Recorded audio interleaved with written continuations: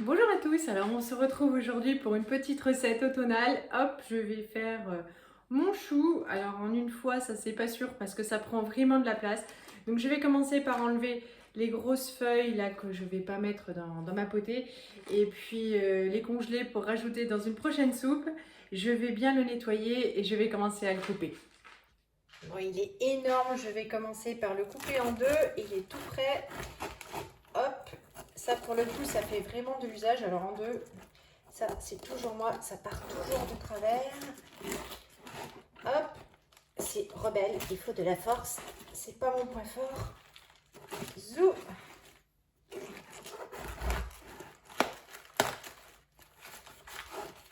Allez, j'ai eu sa peau. Je pense que je vais faire la plus grosse partie, ça devrait quand même rentrer dans mon super wok. Zou.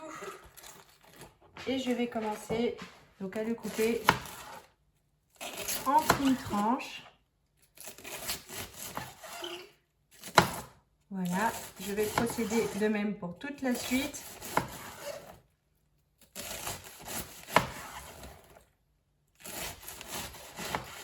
Alors moi, je suis super contente. En fait, j'aime bien l'automne, j'aime bien les choux. Ça va moins ravir ma famille. Zou. Mais bon, c'est comme ça. Je continue à tout couper. Je change de sens.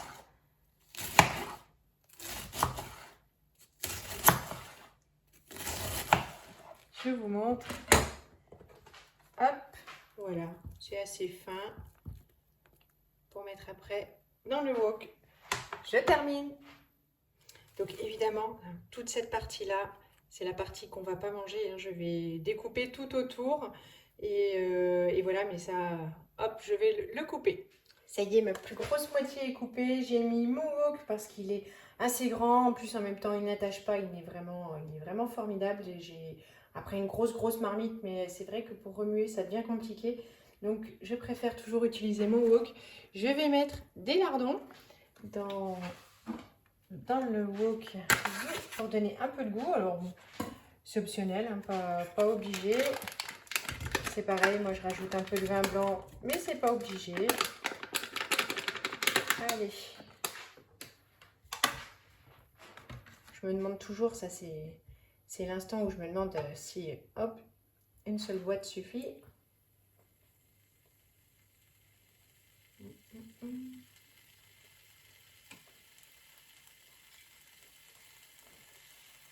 Ça donne du goût. Alors bien sûr, pas besoin de graisse, ça suffit. Les lardons.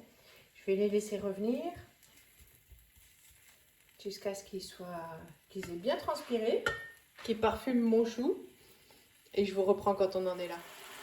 Ça y est, donc les lardons bien transpirés. Finalement, j'ai fait la gourmande. J'ai mis la deuxième barquette. Donc, il y a 200 grammes de lardons. Je trouvais que c'était un peu chiche sinon. Donc, ils sont un peu gras, mes lardons.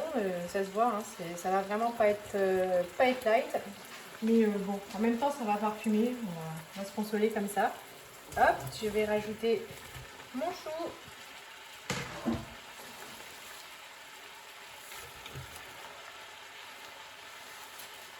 Ouais. Hop, alors ça va fondre, hein, mais d'ici là, ça prend pas mal de place. Aussi, j'ai du chou partout. Voilà.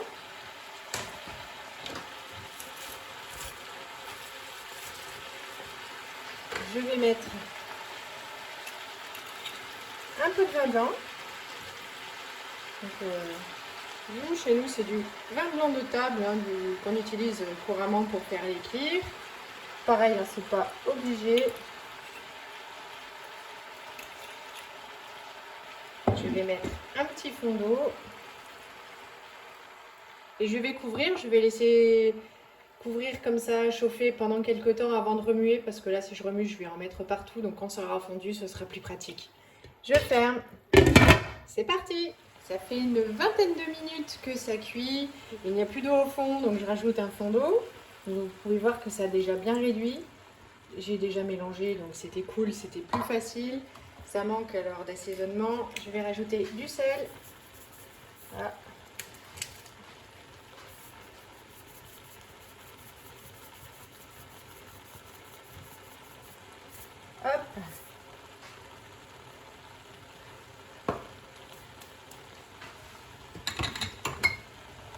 peu de poivre.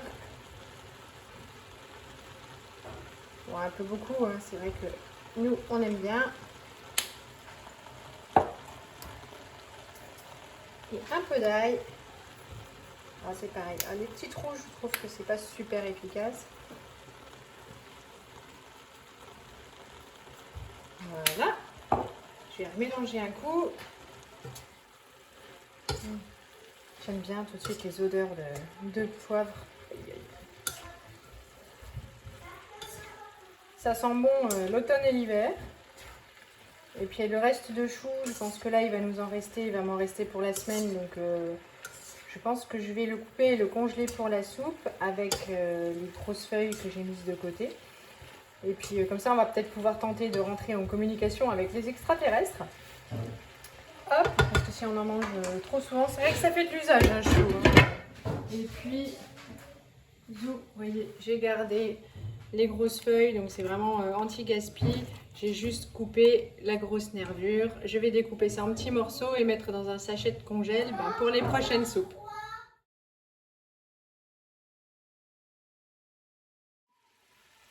Voilà, donc ça fait une quarantaine de minutes. Ça n'a pas accroché, mais un peu bruni parce qu'en fait, il n'y a rien qui crame. Et du coup, ça donne vraiment du goût. Franchement, c'est délicieux. J'ai déjà fait la gourmande et j'ai goûté un petit bout.